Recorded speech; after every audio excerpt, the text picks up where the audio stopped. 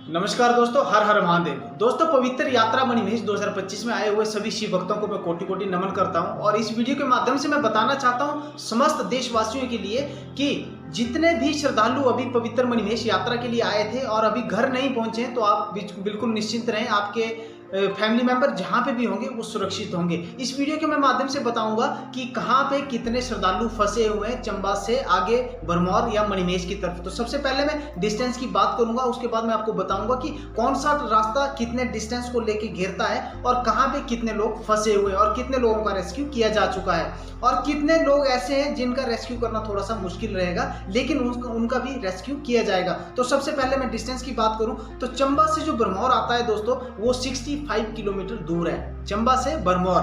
ठीक है, चंबा से भरमौर का जो रास्ते हैं अभी बहुत ज्यादा खस्ता हाल है उनका भी, क्योंकि बहुत ज्यादा संपर्क टूट चुका है और अधिकतर जो भरमौर में फंसे हुए 4-5 हजार लोग जो है वो भरमौर में फंसे हुए थे उनका रेस्क्यू किया जा रहा है और कुछ यात्री जो है जो भरमौर से चंबा के लिए भी पैदल चल चुके हैं और पहुंच भी रहे हैं। चंबा में बहुत सारे यात्री जो है पैदल भरमौर से चंबा पहुंच रहे हैं। और मैं बात करूं बरमाणी माता का, तो बरमाणी माता जो है वो भरमौर से 5 किलोमीटर हाइट पे पड़ती है। ठीक है, अब जो यात्री गए हैं उनको तो पता है, जो नहीं गए हैं दोस्तों, जिन फैमिली मेंबर्स को नहीं पता है कि कौन सा पॉइंट कहाँ पे है, तो उनको लिए ये सूचना देना अति आवश्यक है। तो बरमाणी माता जो पड़ता है वो 5 किलोमीटर ऊपर जाके पड़ता है, लेकिन वो बाय रोड भी रास्ता जाता है वहां के लिए और पैदल ट्रैक भी है। जो बरमाणी माता में फंसे हुए लोग थे वो अगर उनकी लैंडस्लाइडिंग की वजह से गाड़ियां फंस चुकी है तो वहीं पे गाड़ियां सेफ हैं और वो पैदल नीचे आ चुके हैं भरमौर और भरमौर से वो चंबा की तरफ भी रुक कर चुके हैं। बहुत सारे ऐसे यात्री हैं जो घर भी पहुंच चुके होंगे।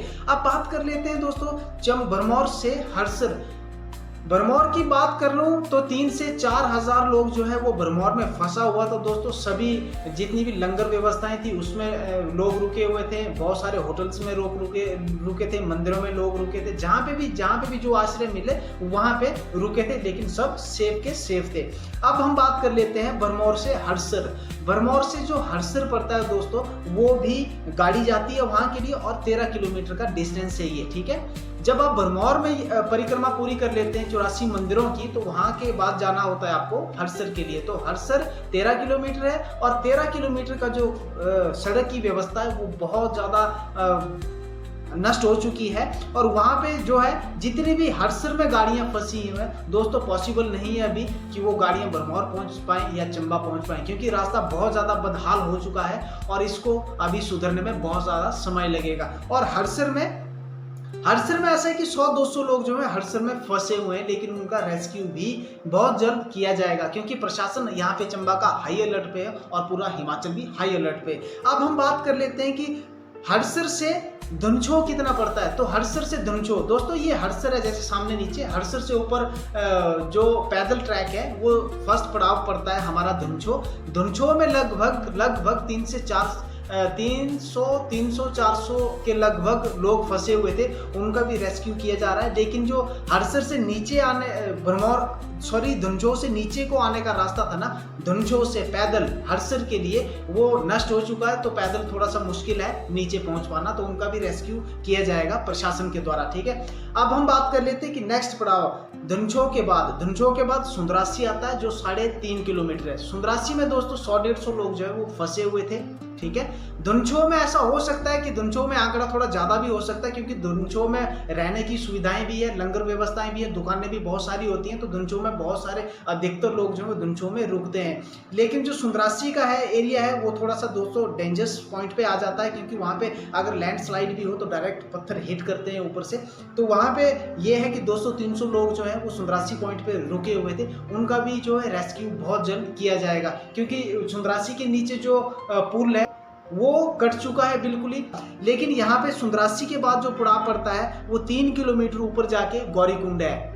ठीक है, गौरीकुंड में दोस्तों हवाई सेवाएं है, वहां पे हेलीपैड है और जितने भी मणिमहेश में फंसे हुए लोग थे या गौरीकुंड में फंसे हुए लोग थे, उनको बाय एयर जो है वो चंबा लाया जा रहा है। और बहुत सारे जो है लगभग 1500-2000 लोगों को रेस्क्यू किया जा चुका है बाय एयर द्वारा। ठीक है, अब यहाँ पे मैं बात कर लेता हूँ कि गौरीकुंड से मणिमहेश जो पड़ता है वो दोस्तों 2 किलोमीटर का ट्रैक है पैदल। ठीक है, और वहाँ पे जितने भी लोग थे वो नीचे आ चुके हैं, और जितने भी दोस्तों अभी जितने भी लोग ऊपर फंसे हुए हैं वो बिल्कुल सेफ है। हाँ, कुछ एक मौतें हुई हैं, 8 से 10 लोग हो सकते हैं कि कैजुअलिटी हुई है, उनका जो है वो दम घुटने की वजह से, ऑक्सीजन लेवल कम होने की वजह से जो है वो मौतें हुई है। तो ऐसे नहीं है, बहुत सारी अफवाहें हिमाचल में फैला के रखी है, चंबा में फैला के रखी है कि 200 बंदा मर चुका, 250 बंदा मर गया, 2000 बंदा मर चुका।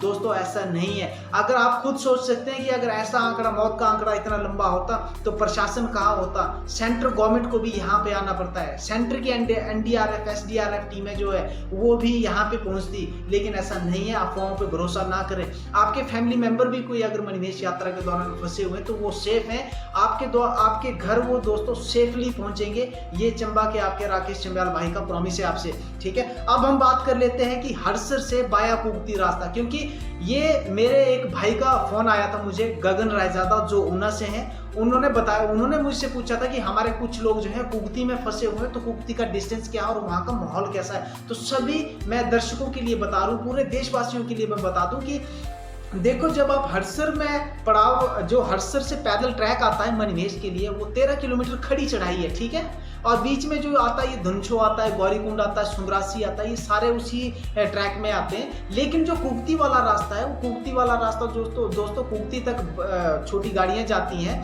और कुगती 13 किलोमीटर हड़सर से आगे है। ठीक है, तो कुगती का जो एरिया है इस टाइम पे कनेक्टिविटी से बिल्कुल बाहर है। वहां पे कनेक्टिविटी बहुत दिनों तक आना या बहुत दिनों तक गाड़ियां चल पाना बहुत मुश्किल है, क्योंकि स्लाइडें इतनी हुई हैं कि दोस्तों वहां पे तो नाम ही नहीं ले सकते हैं कि पता नहीं कितने समय लग चुकेगा। हाँ, लेकिन जितने भी लोग फंसे हुए हैं वो सेफ हैं कुगती गाँव में। कुगती गाँव है दोस्तों, कुगती में रहने की व्यवस्था है, रेस्ट हाउस है, फॉरेस्ट के रेस्ट हाउस है, और बहुत बड़ा गाँव भी है। और वहाँ पे दोस्तों अधिकतर जितने भी लोग फंसे हुए हैं वो बिल्कुल सेफ है।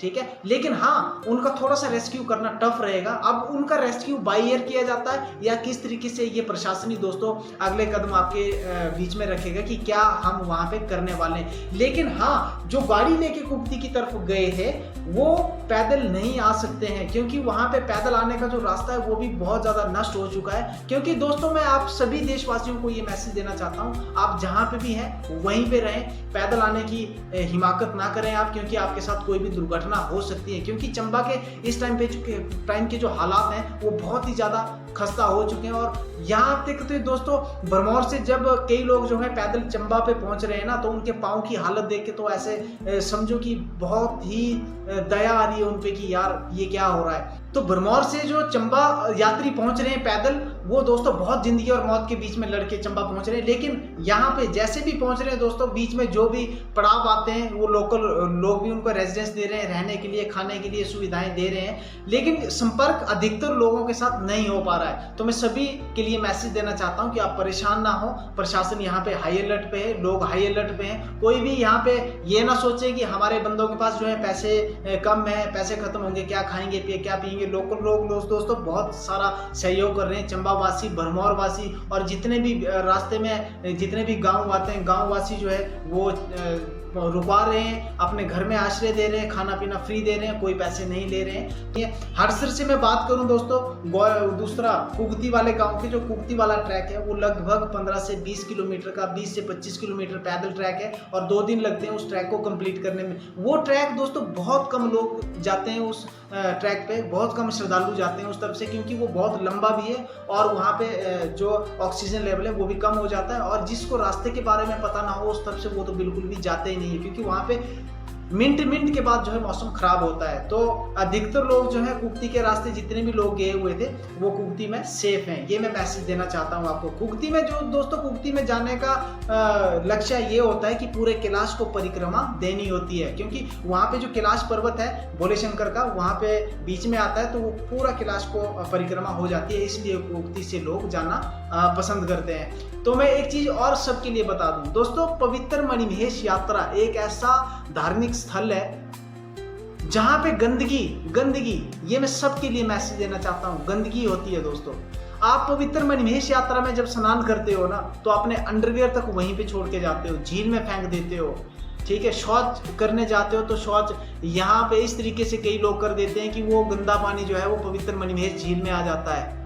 दोस्तों इस बार साफ शब्दों में ये कहा गया था माता ब्रह्माणी के द्वारा भी कि इस बार मैं पवित्र मणिमहेश का डल नहीं टूटने दूंगी, और वो हकीकत हुई, वही हुआ। दोस्तों आपको समझना होगा, जब भी आप अगली बार मणिमहेश पवित्र यात्रा के लिए आए तो गंदगी ना फैलाएं। अभी मैं कुछ दिनों के बाद सोशल मीडिया पे देख रहा था कि लोग शराब लेके जा रहे हैं, हर से थोड़ा से फर्स्ट जहाँ पे चेकिंग पॉइंट था वहां पे बोतलें निकाल ली जा रही हैं। अब शर्म आनी चाहिए आप लोगों को। ऐसी पवित्र मणिमहेश यात्रा पे आप जा रहे हो और दारू पी के जा रहे हो और दारू साथ में लेके जा रहे हो, ऐसी गंदगी फैलाओगे तो ऐसी त्रासदी होना दोस्तों लाजमी है। पवित्र मणिमहेश यात्रा एक आस्था का प्रतीक है, और वहां पे अगर ऐसी गंदगी फैलाओगे तो भोले शंकर वहां पे सफाई ही नहीं करते, पूरी सफाई कर देते हैं। चाहे वो फिर रास्ते में जो मर्जी आए, टेंट हाउस लोग जो मर्जी आए दोस्तों, सबको साफ कर देते हैं। ये आपके लिए बहुत बड़ा सबक है, ये हम सब के लिए बहुत बड़ा सबक है कि अगली बार जब भी जाएं दोस्तों तो बिल्कुल पवित्र मणिमहेश यात्रा में पवित्र होके जाएं, अपने मन को भी पवित्र